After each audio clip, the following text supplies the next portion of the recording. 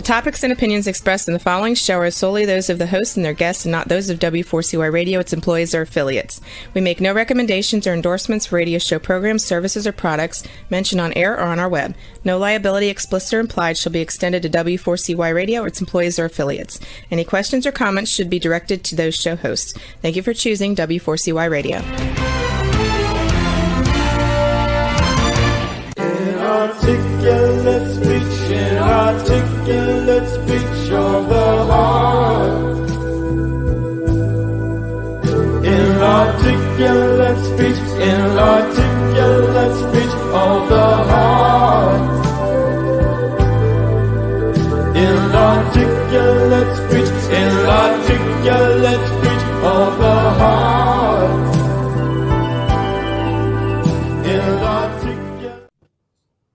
Hello, and welcome to It's Your Voice, the show that hosts enriching conversations in diversity. My name is Bahia Yaksain. I'm a core alignment coach, an emotional wisdom training specialist, and a diversity educator.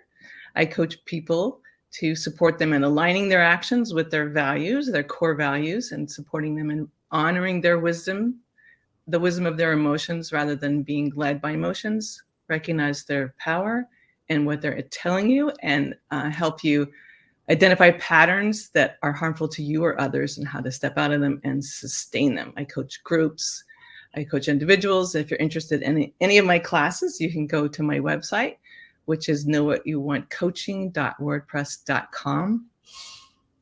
I'm really excited today. If you're viewing today's show, you'll see we have a panel of three people who will share a story about an amazing school that was founded in 1995 by Khensur Rinpoche Lobzang. And I'm going to let them share the story. But first, let me just point out, Laura Kazaitis is a founding member and on the advisory council. And she will share the origin story, which is fascinating.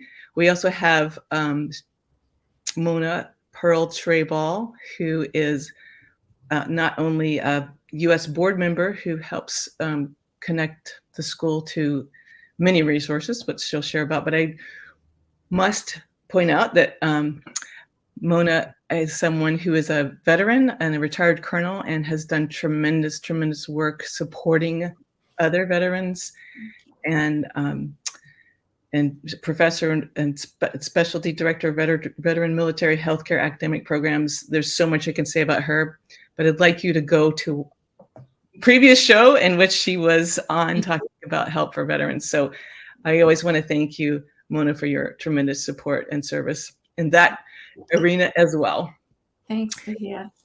Oh, thank you. And we have the incredible opportunity of having the principal of the Siddhartha School of Ladakh, India, Ms. Dechen Wangmo, and she is a dynamic young leader and a member of the Association for World Education, a certified professional for the social emotional learning-based education from the Dalai Lama Center for Ethics and Transformative Values at MIT. She holds a master's in philosophy degree and action research. I just love all of your background, and a master's in political science from Ambedkar and Delhi Universities, respectively. And she's currently wrapping up a visit in the United States and as a presenter, and also hopefully you can tell us about a conference you attended. So I am so excited to have you all here. Thank you all for making this time. And I'll just, before I hand it over to Laura, I'll just mention, it was in 1999 that I got to go there and shoot footage to make the first fundraising film for the Siddhartha School. And to now think, wow, it was only founded in 1995. It's just kind of wild to think I was there after just the first 4 years and a couple of buildings. But Laura, please tell us, how did this start and how did you get involved? Thank you. Thank you for having us, Bahia. It's such a pleasure today, especially after not connecting with you for so many years. The origin story of the school really starts for me with my own education. I was not a very good student in high school. And I went to community college and then really focused and transferred into Smith College. And coming from a background where I didn't really know about Seven Sisters schools and women's colleges and that sort of thing, I was blown away when I arrived. And I remember getting the course catalog to pick out my classes. And I noticed there was a course in Tibetan art and Buddhist thought. Mm. And I was coming from an art background. And I thought, wow, this sounds like an amazing class. And as I read the description, they said that there would be a Buddhist monk presenting the philosophy behind the art in my course. So the very first class that I took on the very first day of school, in a small conference room, I met Khensur Rinpoche Lobzang Tsetan, who then was known as Geshe-la, which means doctor, basically, for a doctorate of philosophy. And we saw a short film on Tibetan pilgrims, and then we learned a little bit about Ladakh that very first day. And he spoke, and I felt like we just had a really strong connection. That day, someone asked if there could be someone to prepare food for over 40 monks who were coming to Siddhartha School to Smith College to do a sand mandala. And I'd spent many years working in restaurants when I wasn't in college, so I volunteered quickly, and that seemed to please Geshe-la, otherwise known as Ken Rinpoche, as well. So when I went out to the bus to go home, he was waiting at the bus stop, and we talked on the bus about education. He shared with me about his journey leaving Ladakh to go into Tibet to study as a young man, and having to flee Tibet during the crackdown in China during the Cultural Revolution and go back to Ladakh. For those of your listeners who don't know, Ladakh shares a Tibetan Buddhist heritage, but it also has a Buddhist heritage that extends even prior to Tibetan Buddhism. And there were many monks from Ladakh who would go to Tibet for their further training. So he was one of the few people to get out initially without any problem at the border, unlike many of his friends who suffered and passed away or resigned their careers in the monastic community. So after we met, we bonded over the fact that education is something you shouldn't take lightly, that it's something that many people around the world really have to fight for, and it's not necessarily equitable. And this started a conversation that lasted almost 4 years. And upon my graduation from Smith, I had good fortune of going to Ladakh a couple times to study with an artist, thanks to Rinpoche. When I graduated, he asked me if I would help him write a proposal to start a school in his village, because he was deeply concerned that there were some children who were riding a bus, sometimes 2 hours a day, back and forth from the village to the main town to get their education, and they were small. And he really wanted a smaller community-based school. And we talked a lot about the importance of early childhood, on emotional support, a sense of community belonging, and a sense of pride in their heritage. And so I wrote the proposal with his help. I didn't have a computer. There was a lovely lady who was an acupuncturist in Northampton who would give me her keys, and I could go to her office after hours and type up our notes based on our conversations that we would have about what kind of school he wanted to see, Ladakh have. And so it was a work in progress, and we had no idea how to start. And I had told him that after I wrote the proposal, I'd be going off to graduate school at Harvard University, and I probably wouldn't have time to do much more, but that surely more intelligent and skillful people would take over. And what happened was he helped me pack up my van of stuff and drove. He rode in the middle of our U-Haul van down to Harvard. We unpacked my dorm room, and then we met with two other people who were also going to grad school at Harvard at the time. Gray Tuttle, who's now at Columbia University, and helped organize an amazing conference that we had last week on Ladakhi education, and Sonia Rhee, who is an art curator at the Cleveland Museum of Art. So we started a small board, and our budget was about $8,000 a year to get the school started in a rented room with one teacher who was a fantastic teacher and later became the headmaster. After graduation, we had done this for a few years. We had a classroom of 25, and slowly the school grew. I had to pivot out so that I could pay off my student loans and focus on raising a family for a while. And it was amazing that people like Jolie Green in Maine and many other people stepped in and were really more the adults in the room taking this project forward.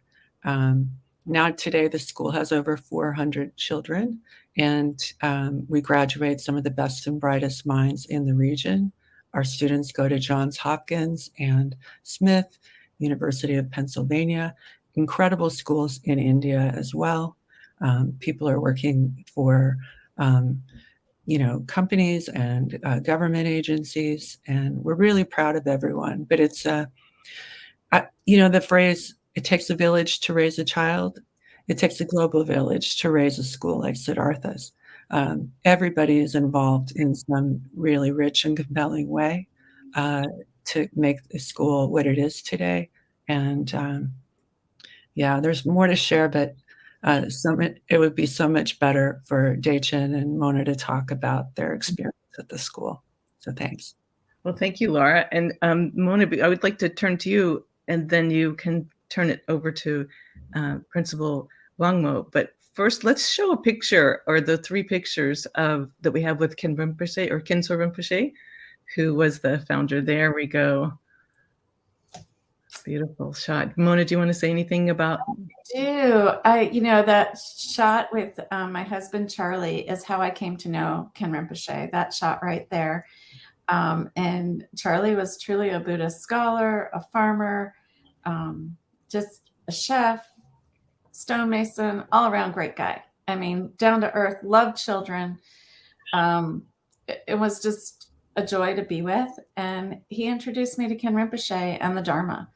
And it really just so enlightened my life and my perspective. And we had shared a great love that it just amplified things. And I know that some people come to the Dharma when they're suffering because it helps you to cope with suffering. But I came in a time of joy, and it really just helps with mind training and with understanding and more compassion and more wisdom. So I was so very fortunate to have that time with my husband. He passed away, but during the time, I'm very, very grateful for it. And then the connection to the Siddhartha School. And that's how I met Laura and Dechen, was through those connections. And it's very special. When the first time I went to the school, it's a very powerful experience to see the young children and the blend of traditional culture of Ladakhi, to have a spiritual base and understand even the power of prayer and of kindness and of compassion, along with the studies and the wisdom that they're getting from their teachers, is a very strong model for the rest of the world, truly, in the way they deliver their education. And they even have, we sponsor students. So Charlie and I have sponsored two girls. One graduated, actually both of them graduated, and now I have a little boy at the school. And it's a wonderful way for everybody to participate and get to hear and see these children grow. And some of the children that I was able to sponsor, they came from homes that would in other ways not have been able to go to school. Like they were missing parents, or they were brought up by relatives, or they didn't have the means. And some of them did have some means and were able to pay for some of the school. But this really gave them an opportunity to go within their own culture and locally. And so that was really important to me, and for me to see that they had that connection to the community, and that the community was also very much a part of the school. So I'd welcome people to sponsor a child, to go to the school, to go and visit, because it's a really powerful experience. And I think whether or not Buddhism is something that you relate to or you resonate with, the principles of Buddhism, of developing your mind, of kindness, are really universal. And the Dalai Lama has come to visit the school on several occasions.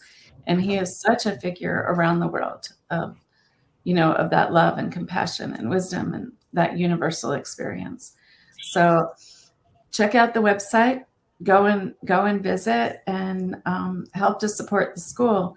What the Siddhartha School Partnership does is that we help to support the operations of the school.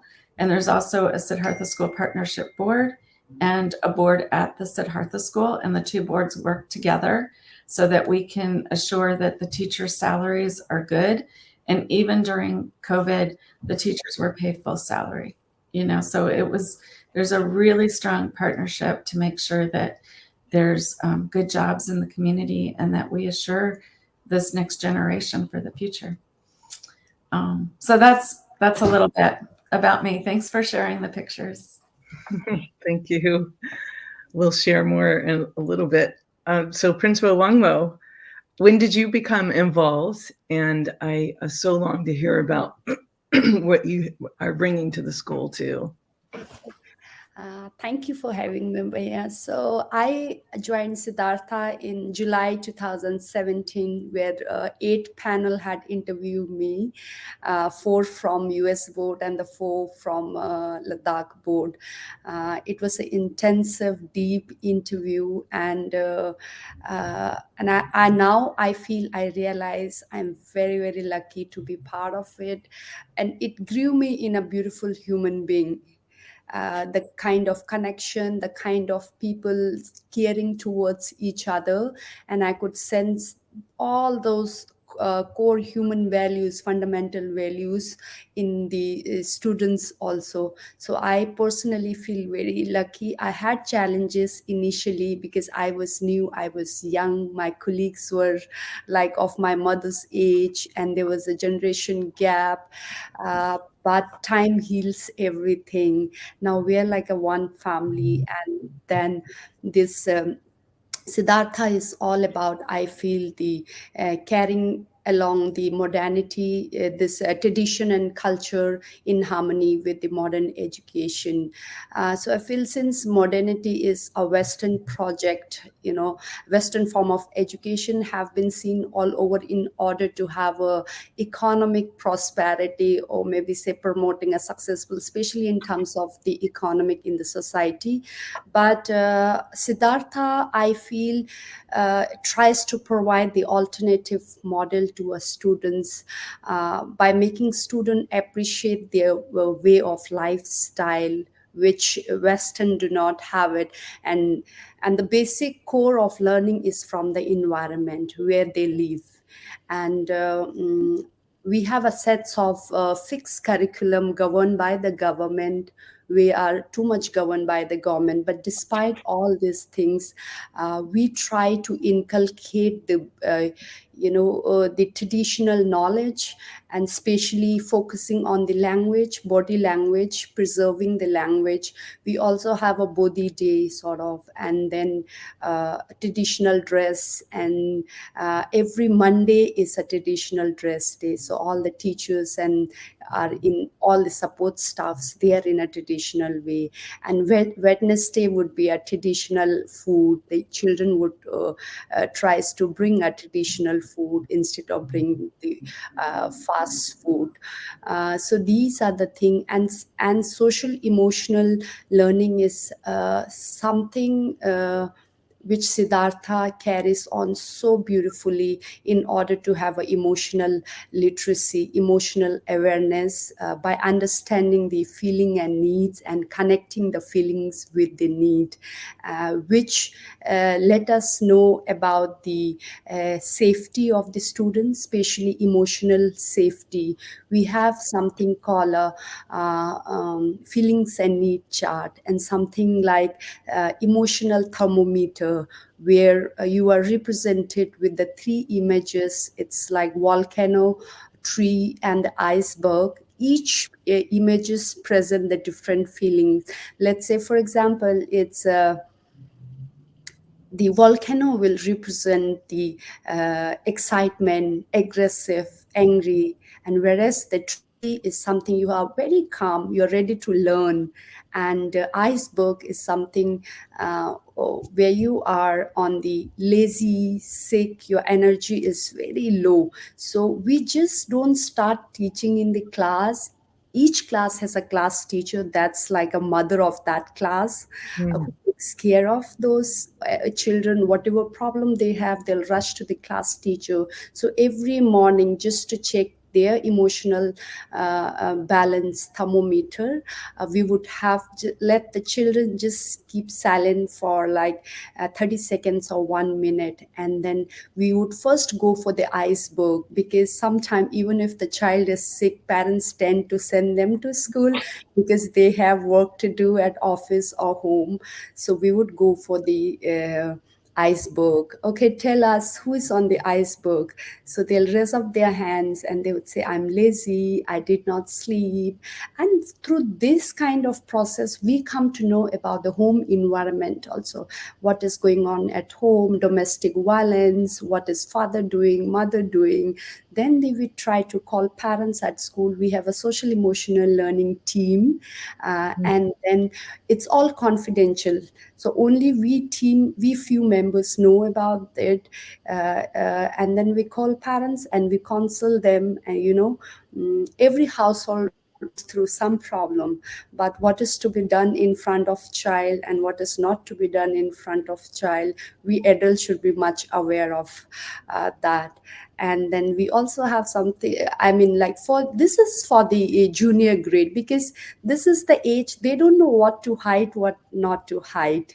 But then from 6th to 10th grade, we have something like peace box and the gratitude box. So I feel learning to appreciate others is also very important, because that makes you a human, and learning to say sorry to the others also makes very important. So peace box, they are not comfortable sharing their feelings openly.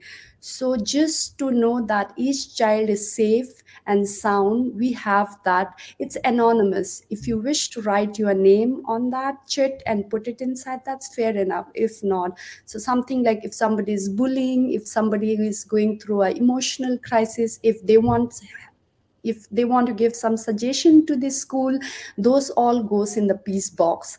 And then gratitude notes, if they want to say thanks to somebody, or say sorry to somebody, that goes in the gratitude box. So such bully cases or any emotional cases, main concern is to feel the child, make the child feel safe so that they can learn. So these are the few things we do at the basic level, just to keep children safety, and know their emotions, and that just tell them that we are with them, they are not alone.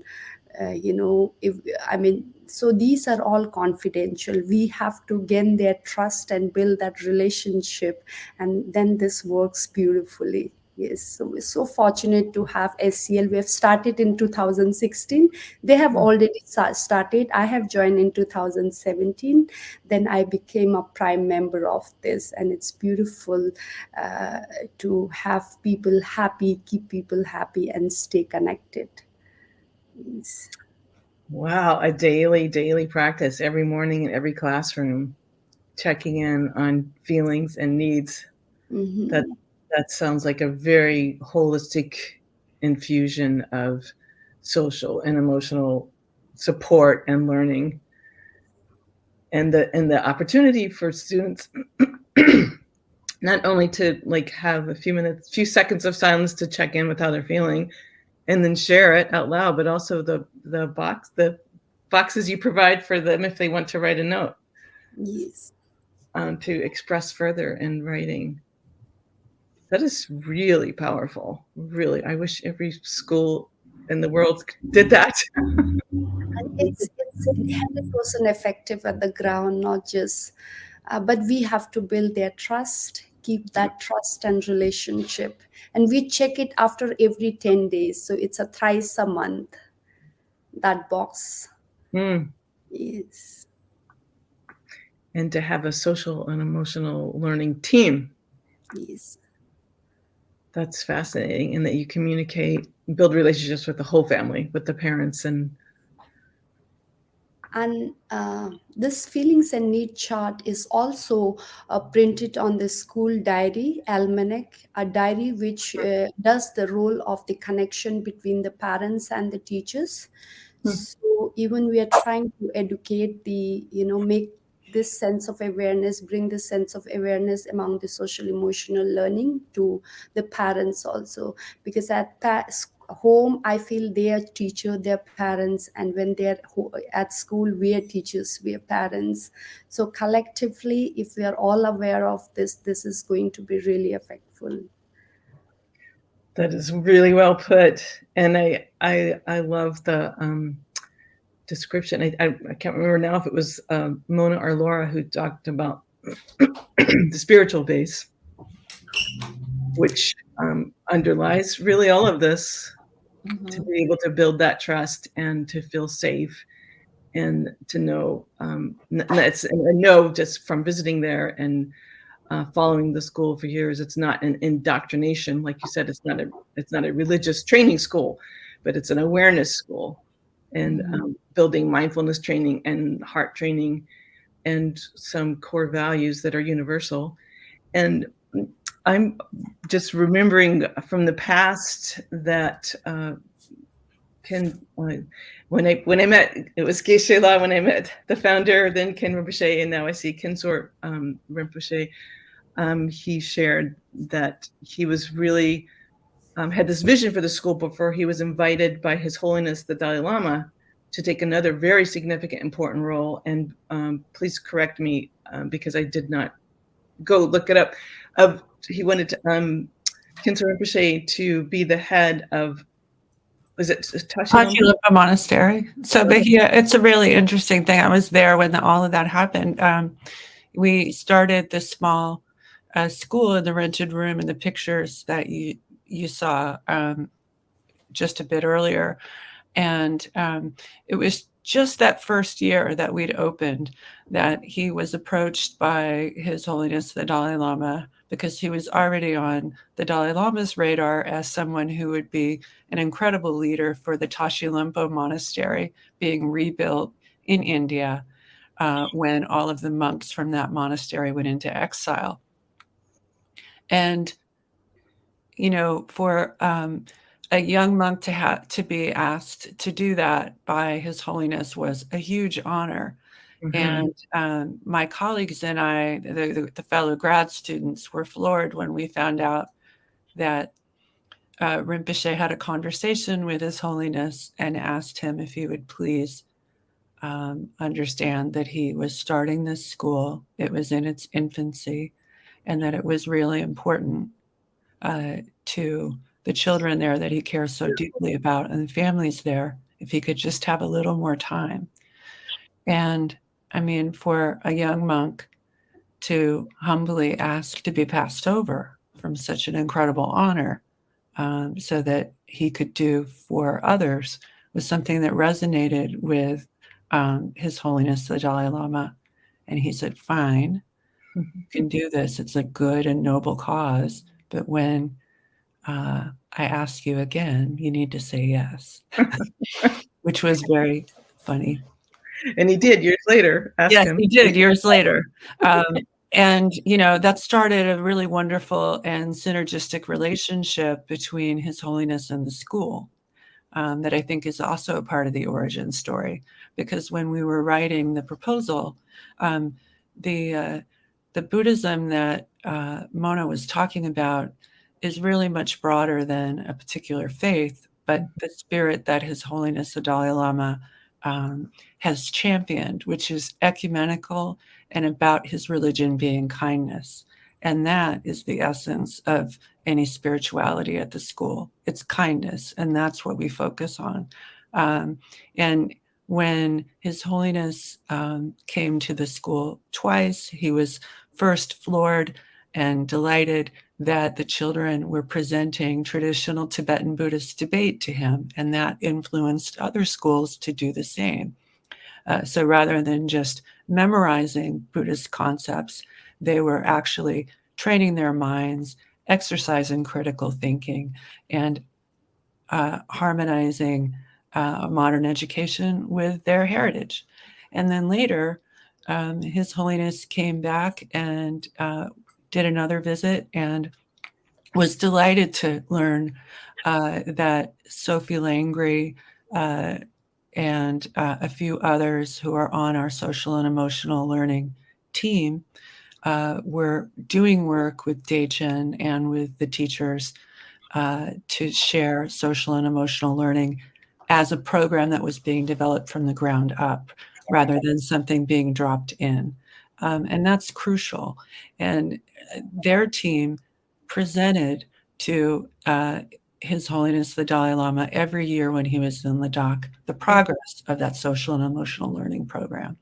We're proud to be the first school in Ladakh to have social and emotional learning. And we're delighted that so many other schools have taken suit, and there's a sharing of resources going on with training.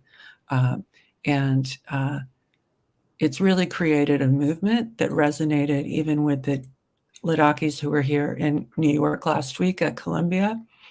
They got to see other schools in the New York area that are using social and emotional learning and have a conversation.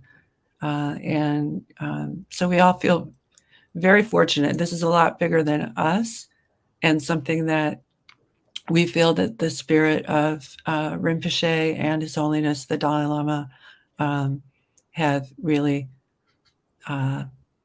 championed to elevate the school and the conversation so that many schools can be enriched by the experience. It's amazing how it's the philosophy spreading. And I also just want to mention the detail of one reason. I mean, it's what a sign that of how much His Holiness the Dalai Lama respects Ken Rinpoche's intellectual prowess and acuity to ask him to be the head of the Tashi Lompo monastery, and part of the reason he supported Ken Rinpoche's vision and gave him a few years to build the school was because he knew he would be teaching the cultural and religious or philosophical. It was the only place, and also wasn't Ladakh the only place where all 4 Tibetan Buddhist orders were still intact at the time. And yeah, I mean, it's one of the few places in the world where Tibetan Buddhism has been prospering uninterrupted. So that in itself is crucial. Yeah. And then if you look at the historical significance of Ladakh, there were other types of Buddhism in Ladakh even before Tibetan Buddhism took root, in the 7th and 8th century. So we have 2,000 years of Buddhism in the Ladakh area. And you've also got a region, Ladakh is the crossroads of High Asia. So you have so many different spiritual traditions and ideas coming through along the Silk Road. You have a cosmopolitan area. So I encourage everybody to consider coming to Ladakh, either through a Siddhartha School partnership-led tour or any other opportunity they may have, because unlike what you'll see maybe in some of the older travel logs, this is not a remote region in the sense that it's cut off from the rest of the world, but it's a region where so many ideas and thoughts and so much mutual respect for differences are converging at the roof of the world. I want to just add to what both of you have said. And Bahia, you know, the way you're so right in paying homage to Khensur Rinpoche. You know, Ken Rinpoche Lobzang Tsetan he embodies that kindness, just like His Holiness the Dalai Lama. And just being in his presence, my daughter, the first time she met him, she was like, oh, I just feel like a better person because I met him. I mean, you know, it radiates, and you feel that from His Holiness as well. And I remember that Ken Rinpoche once shared that he can't believe he said no to the Dalai Lama at first. You know, like, what was I thinking? You know, like, how did he have that energy or spirit to say no? But he didn't even think about it, though, because he was so devoted to the children and to his village. It wasn't even like a second thought. And when he became the abbot of the monastery, you know, that's when you get the title Ken Rinpoche. And when you leave the monastery, you become Khensur Rinpoche. So that's the change in the title. And when he was Ken Rinpoche, they usually are only like at the monastery for maybe 1 term, maybe 2 terms, just like 5 years. He was there 12 years for 3 terms, or maybe 15. I mean, he was there a really long time because he was able to like rebuild the sanctuary and created a whole big prayer hall and a library, the first big library in that region. And it is a beautiful undertaking of how many monks are there. He hosted the Dalai Lama teaching there with 30,000 monks attending. And Laura was there as well. I was there with Charlie. And it was an amazing undertaking of so many different beautiful things he's done to bring the Dharma to light and to embody it, and then to also show it to these children. And he really, his legacy is so down to earth, and it's unbelievable. I've never met anybody quite like him, and the willingness to share and be part of things. And I know a couple of us have encouraged you to come and be there, because it's an amazing part of the world. Like Laura was saying, it's this constellation of different cultures that is beautiful to see. And if you're not sure how to get there or how to arrange travel, I would recommend Global Family Travels. They have tours to Ladakh. They're very connected to the school and to the community, and you can do homestays. They beautifully know how to show the region. So I would say that if you're not quite sure, I would definitely look them up, Global Family Travels. They're really devoted to giving you an authentic experience of the thing. Thank you for that specific suggestion, Mona. And partly because when we travel to other places, we don't want to be a burden. We don't want to go in our complete ignorance, because there's always so much to be mindful of that we could miss unless we have some guidance on, just really basic, respectful customs and resources, and how to be just as kind as the incredible hosts we encounter there. I want to turn back to Dechen Wangmo. Can you share more? I'm just so impressed that the students, it's K through 10, right? Yes. And they're 4 languages. They're exposed to 4 languages. I don't know how fluent they become, and then computers, science skills, all the sciences, the math. Can you share more, first, about the languages and how much they actually get to learn 4 different languages, and just more about the curriculum? Okay, so curriculum, as I mentioned before, it's all set by the government. So they have 3 languages, which is English, Hindi, and the Bodhi. English is it's an English medium school. Other than languages, all the subjects are in the English. So we have maths, social science, and when we talk about the grade 1 to 5th, it becomes the environmental studies, EVS. So then we have science, and that's it: science, maths, English, and EVS. Yeah, then the 3 languages: Hindi, Bodhi, and the English. So that's when I talk about the SST, it is integrated. It includes the history, it includes the political science, it includes the geography, it includes bit of economic, and it includes the disaster management. But when I talk about the history, it is bit biased because it doesn't talk about the Ladakhi history at all. We study about the British, we study about the French Revolution, we study about all alien stuffs.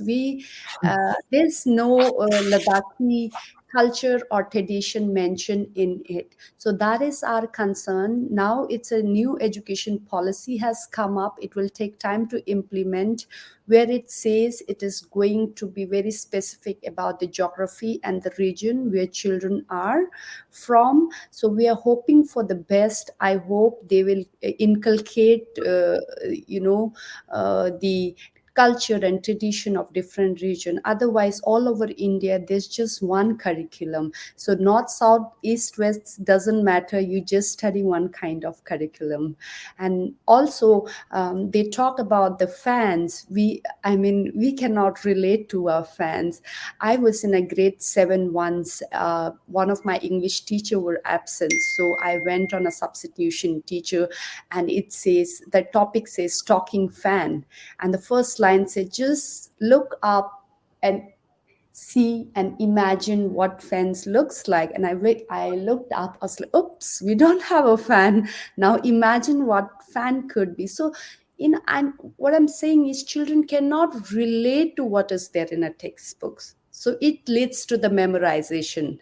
It doesn't lead to the healthy learning or just learning, the pure learning form of that's there.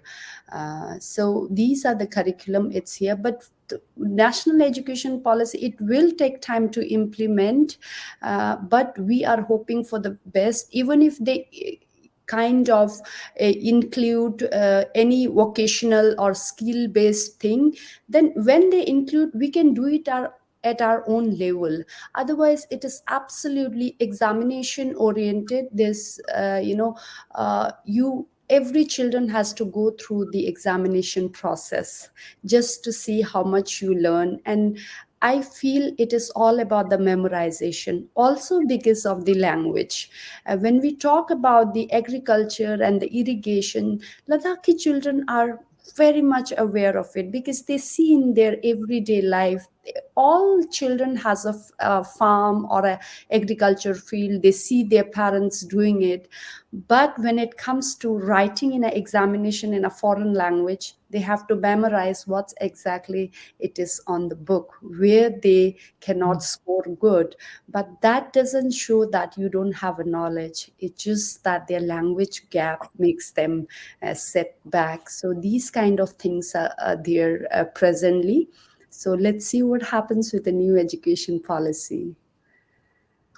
Thank you for that full description of the state of the curriculum and what you hope for. Yes.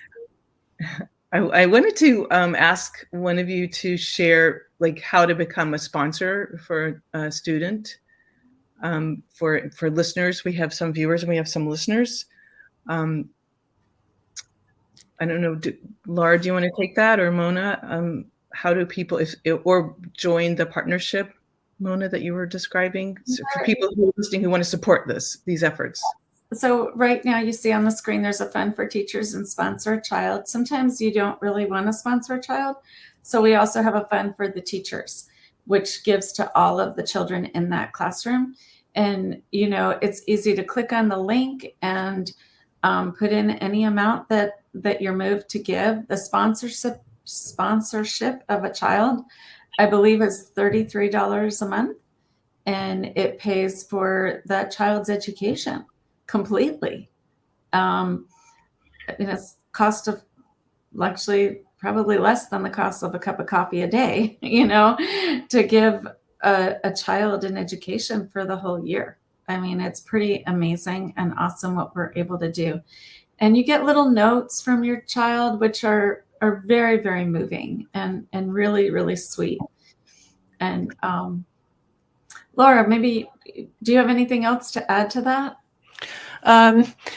We did the sponsorship from the very inception of the school as a way to connect people, and it's a wonderful way to engage with a child on a level. You get pictures and things like that. It's true. We also have families who have children in the school who pay for the school. And Rinpoche always felt that it's important that there's an equitable education so that the most vulnerable can afford to attend, and that also members of the community who can invest in the school are investing in the school with their resources.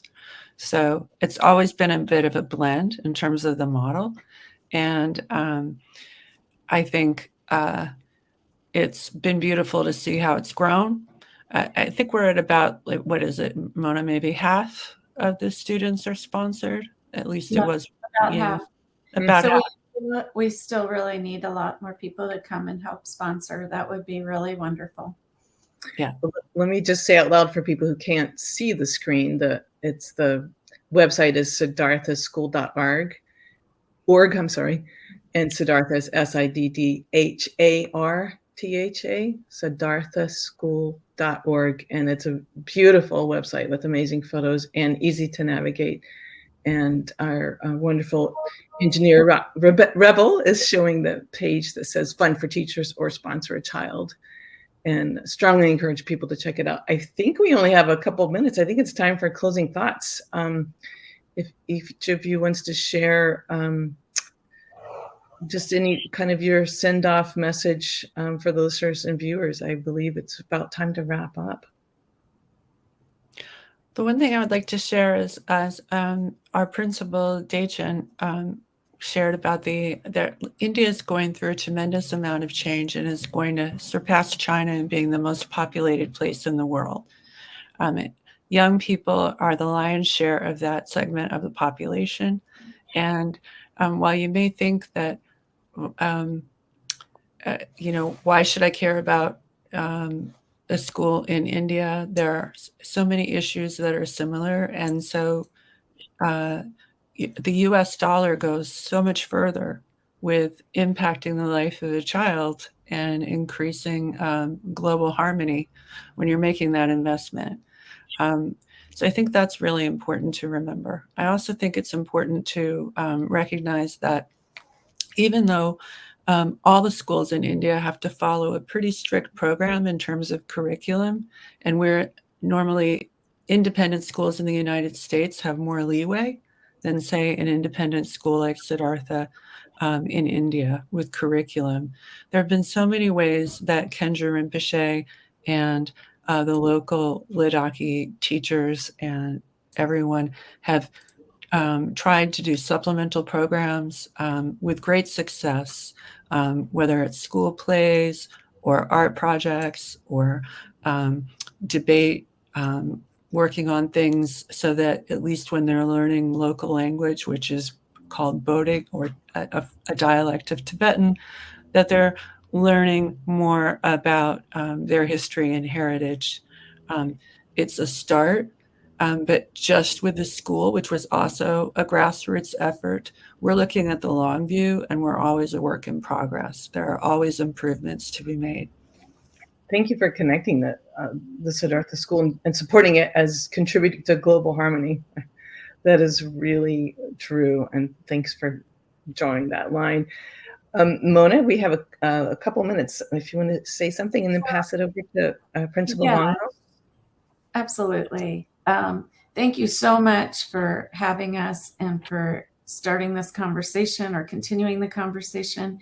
It's so important that we connect with one another in these deep ways of learning and educating our next generation and really supporting that diversity. I love what Laura was saying, in terms of this is our next generation that will come up, and we should care about India and this huge population.